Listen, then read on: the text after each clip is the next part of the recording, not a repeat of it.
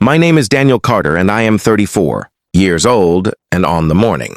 Everything changed. I was standing outside the tallest glass building in the city with a resume in my shaking, hands in a hole in the bottom of my left shoe, praying that someone inside would give me a chance to mop floors and empty trash cans for minimum wage, because that was the only kind of work I could find that didn't ask too many questions about the 8-month gap in my job history. The gap that came from spending every waking hour taking care of my daughter, Emily, after her mother left us both without so much as a goodbye note. And Emily, who is only 6 years old, had asked me that morning while I tied her shoes if we were going to lose our apartment. And I told her no, even though the landlord's final notice was sitting on our kitchen counter with a date, circled in red. So when I walked through those glass doors and saw the words, Whitmore Industries, etched in silver above the front desk, I told myself this was just a job interview for a janitor position. Nothing more, nothing to be nervous about, except my hands wouldn't stop shaking as I handed my application to the receptionist and watched her scan it before disappearing into an elevator. And I sat in that lobby for almost an hour, surrounded by marble floors and expensive art, feeling smaller than I had ever felt in my life, until a young man in a suit came down and told me that Ms. Whitmore herself wanted to see me, which made absolutely no sense because CEOs do not interview janitors. But I followed him anyway because I needed this job more than I needed my dignity. And when the elevator doors opened onto the top floor, I saw her standing by the window with her back to me, a woman I recognized instantly from magazine covers and business news segments. Victoria Whitmore, 51 years old, one of the wealthiest and most private women in the country. And when she turned around and looked at the paper in her hand and then at my face, the color drained from her cheeks so fast, I thought she might faint right there on the spot. And she asked me in a voice that trembled to confirm my full name and my date of birth, which I found strange, but I answered honestly. And she asked if I had been adopted as an infant. And something cold moved through my chest, because that was a fact.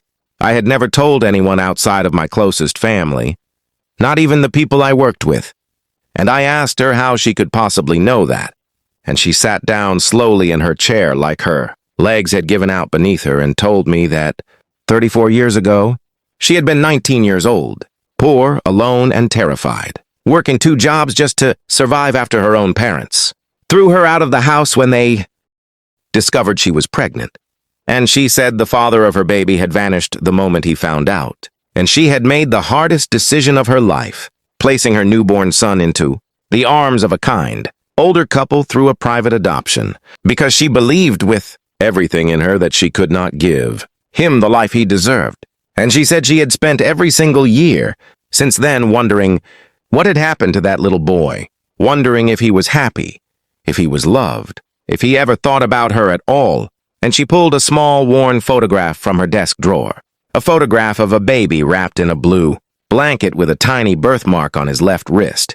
And my hand instinctively went to that exact spot on my own wrist, because I have carried that same birthmark my entire life. And in that moment, neither of us said anything for a long time because there was nothing simple enough to say. And finally, she whispered that she never stopped loving me even though she gave me away, and that giving me up had built the resolve inside her to work herself out of poverty so that no child of hers would ever have to feel unwanted again.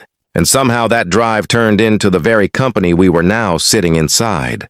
And she said she built an empire with an ache in her heart every single day because she believed she would never see me again. And I sat there trying to process that the woman in front of me, one of the most powerful people I had ever seen on a television screen, was my biological mother, and that I had walked into her building, not by fate exactly, but because of a desperate need to feed my daughter. And when I told her about Emily, her eyes filled with tears all over, again because she had a granddaughter she never knew existed. And she asked softly if she could meet her, if she could have even the smallest chance to be part of our lives, not to buy her way into forgiveness, but simply to know us. And I thought about all the nights I had cried alone after my wife left. All the nights I had told Emily that family is the people who show up for you even when life gets hard. And I looked at this woman who had spent 3 decades carrying guilt and grief and love all wrapped into one, and I realized she never stopped being my mother in her heart even during the years. I never knew her name, so I told her that I did not come here looking for a mother. I came here looking for a janitor job to pay rent. But if she was willing to start slow, to earn trust one day at a time, then maybe there was room in our small, broken, resilient little family for her too. And she cried. Harder than I have ever seen a grown adult cry, and she promised she was not offering charity. She was offering a relationship, one built on honesty instead of money. And that same evening she came to our tiny apartment and knelt down to Emily's level and introduced herself, simply as a friend of her daddy's, not wanting to overwhelm a 6-year-old with a truth so large. And Emily, being the sweet and trusting girl she is, immediately asked Victoria if she wanted to see her drawings. And Victoria sat on our second-hand couch for 2 hours looking at crayon, drawings of unicorns, and houses with too many windows.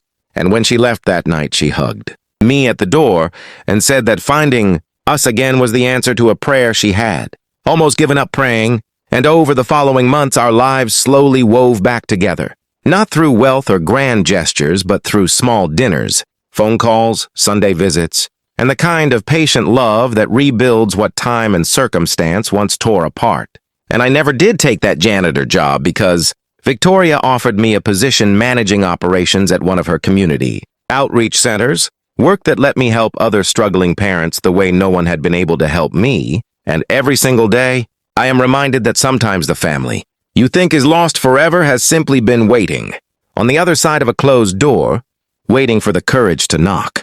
And that no matter how far apart life pulls us from the people we love, forgiveness and second chances can find their way back home if we let them. Thank you so much for watching this story all the way to the end. If it touched your heart even a little, please hit like, share it with someone who needs a little hope today, and subscribe to Kindness True Stories so you never miss another story of family, forgiveness, and the unbreakable bonds that bring us home.